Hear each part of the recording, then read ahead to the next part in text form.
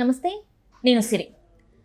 AP ముఖ్యమంత్రి చంద్రబాబు నాయుడు గారు అయితే ఇంకా విజిట్స్కి ప్లాన్ చేస్తున్నారు. దానికి సంబంధించి 4 శాఖల అధికారులను కూడా తను ఏర్పాటు చేసుకున్నారు.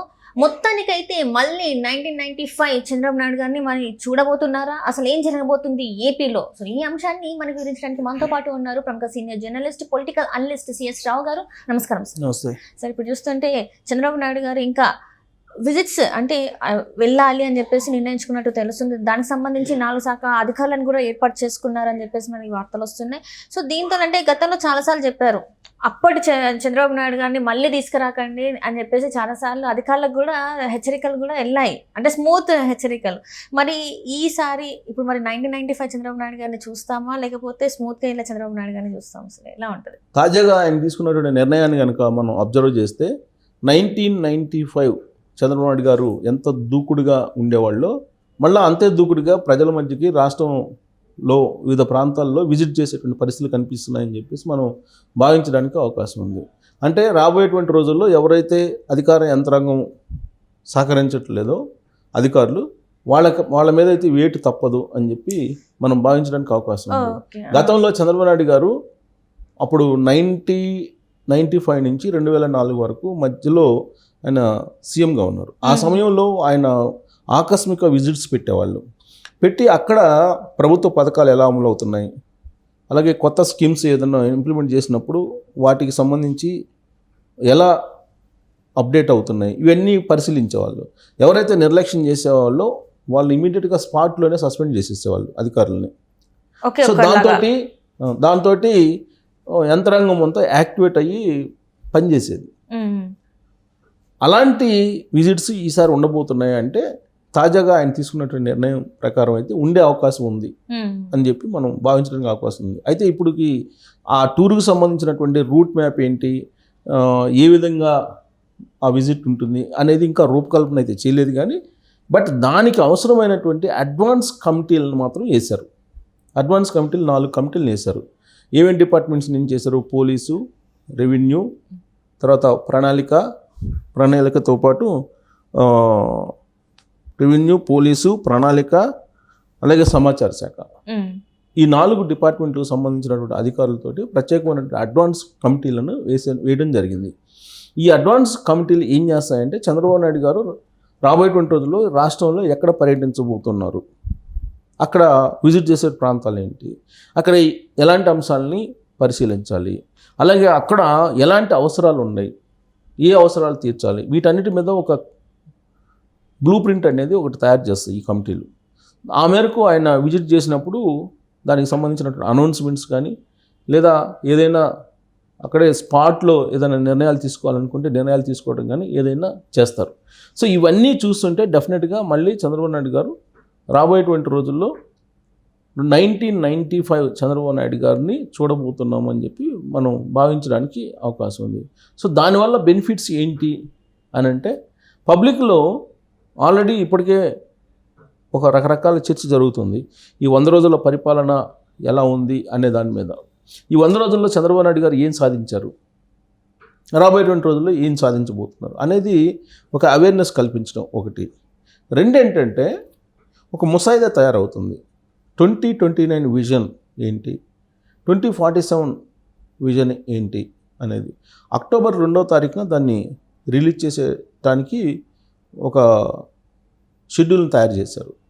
అక్టోబర్ 2వ తారీఖున దాన్ని విడుదల చేసి దాన్ని ప్రజల్లోకి తీసుకెళ్ళి ప్రజల్లో చర్చకు పెట్టి ఆ విజన్ దిశగా మన రాష్ట్రాన్ని ఏ విధంగా తీసుకెళ్ళాలి, ఆ విజన్ దిశగా పబ్లిక్ని ఎలా నడిపించాలి అనే దాని మీద కూడా చర్చ జరిగేలాగా ఆయన ప్రయత్నం చేస్తున్నారు. ముసాయిదాని తయారు చేస్తారు. ఆ ముసాయిదా మీద చర్చ జరగాలి. పబ్లిక్ నుంచి ఏదైనా సరే మళ్ళీ సలహాలు సూచనలు వస్తే దాన్ని మళ్ళీ ఎన్హాన్స్ చేసి అప్డేట్ చేసి ఫైనల్ విజన్ని తయారు చేస్తారు. ఫైనల్ విజన్ని అనౌన్స్ చేస్తారు.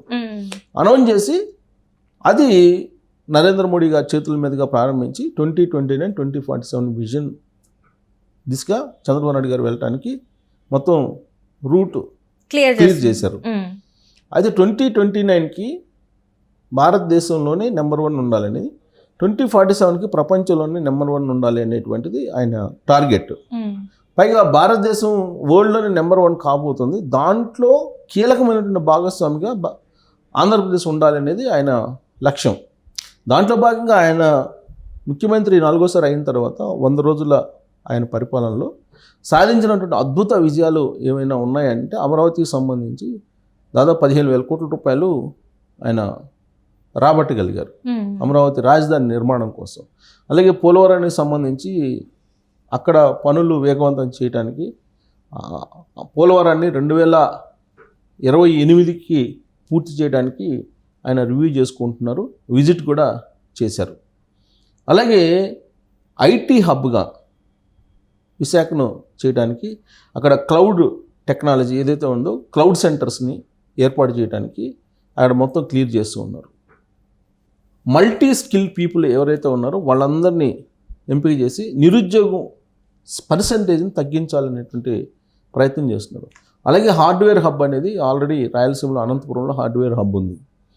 తిరుపతి, విజయవాడ, అలాగే వైజాగ్ ఇవి రెవెన్యూ సెంటర్స్ ఆంధ్రప్రదేశ్కి, కర్నూలు ఇవి. ఈ ప్రాంతాల్లో మొత్తం పర్యాటక ప్రాంతాలను అభివృద్ధి చేయడంతో పాటు అక్కడ ఐటీని ప్రమోట్ చేయాలి. ఆర్టిఫిషియల్ ఇంటెలిజెన్స్ హబ్గా అమరావతిని మార్చాలి. స్కిల్ యూనివర్సిటీని ఏర్పాటు చేయాలి. దానికి సంబంధించి ఆల్రెడీ పీపీపీ మోడ్లో ఆయన ఆల్రెడీ మూవ్ అవుతున్నారు. సో ఇవన్నీ చేసుకుంటూ వెళ్తున్నారు. సో ఇవన్నీ కూడా 100 రోజుల పరిపాలన ఏం జరిగాయి అవన్నీ ప్రజల్లోకి తీసుకెళ్ళడానికి ఇప్పటికే ఎమ్మెల్యేలకు ఒక దిశానిర్దేశం చేశారు. ప్రజల్లోకి తీసుకెళ్ళండి, 100 రోజులు ఏం చేసాం, రాబోయేటువంటి రోజుల్లో ఏం చేయబోతున్నాము అనేది అన్నది. కేవలం సంక్షేమమే కాదు, సంక్షేమానికి సమాంతరంగా అభివృద్ధి కూడా జరగాలి. అభివృద్ధి ఉంటేనే సంక్షేమం, అభివృద్ధి జరిగితేనే దాని నుంచి రెవెన్యూ వస్తుంది. ఆ రెవెన్యూని పేదలకు పంచడానికి అవకాశం ఉంటుంది అనేది చంద్రబాబు నాయుడు గారి యొక్క ఫార్ములా.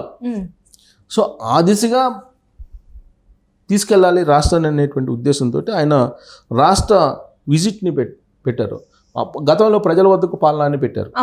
ఆ టైంలో ప్రజల వద్దకు పాలన అనేది ఒక పెద్ద సెన్సేషనల్ కార్యక్రమం. అది ప్రజల వద్దకే పాలన అని చెప్పి ఆయన గ్రామాలకి వెళ్ళి ఆ గ్రామాల్లో ఏం కావాలో, రోడ్లు కావాలా, డ్రైనేజీ కాలువలు కావాలా, ఏం కావాలి అనేది తెలుసుకొని ప్రజల్నే భాగస్వామ్యం చేసి ప్రజల చేతే కొంత డబ్బుని విరాళంగా సేకరించి లేదా అక్కడ ఉండేటువంటి ఎన్ఆర్ఐలు లేదా ఇతరత్ర వాళ్ళ చేత భాగస్వాములు చేసి ఆ పనులను పూర్తి చేసేటువంటి అతిపెద్ద కార్యక్రమాన్ని అప్పట్లో పెట్టారు. సేమ్ అదే తరహాలో ఇప్పుడు కూడా పెట్టాలనేటువంటి ప్రయత్నం చేస్తున్నారు. దాంట్లో భాగంగా టీమ్స్ని ఏర్పాటు చేశారు. 2 అడ్వాన్స్ టీములను ఇప్పటికే 2 ఏర్పాటు చేశారు.